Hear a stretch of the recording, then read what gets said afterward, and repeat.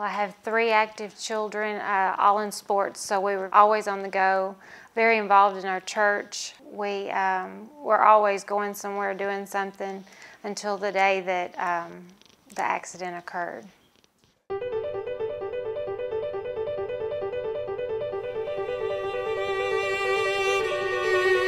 On December 17th, 2007, Kelly came by and brought me lunch, and we had lunch in the parking lot, had a great day. I dropped him off at the guard shack as always, told him bye, and I pulled up to the red light. And as I got ready to pull out, the gentleman in the dump truck ran the red light and hit me in the driver's side door.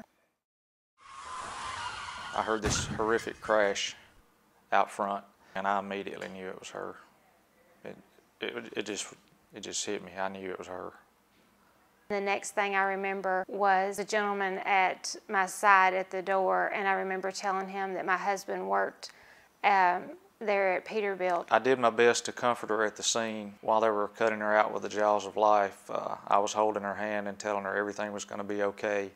My head was pounding. I remember thinking that it couldn't hurt any worse. I felt like that it was going to explode. From the point of them cutting me out of the vehicle, I was transported by ambulance to Vanderbilt. I had multiple breaks to my pelvis, a hip fracture, my ribs were broke, I had a laceration to the back of my head, my earlobe had been severed, I had a concussion. After I was released from the hospital, when I got home for about 3 to 4 weeks laying flat on my back, I literally couldn't get up to go to the restroom without my husband physically picking me up and taking me. From there, I actually was able to get in a wheelchair, and I was in a wheelchair for about 3 to 4 months.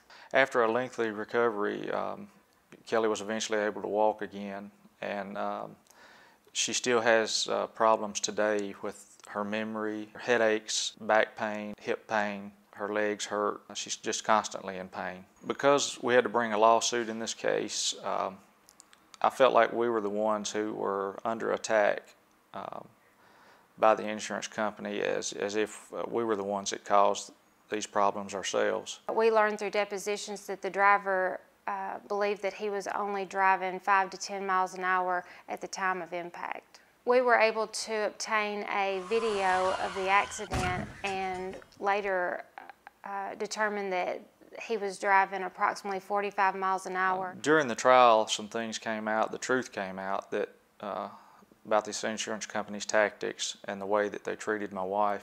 They hired a courtroom doctor to say that I was a liar, a fraud, and a cheat. On August the 28th, 2011, we began a 5-day jury trial where the jury came back with a verdict in our favor.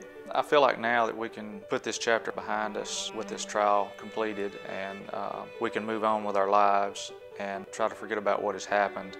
Not only through the process of this trial did John help us along the way. I feel like we've gained a friend through this, and he's been a friend to us through the whole thing.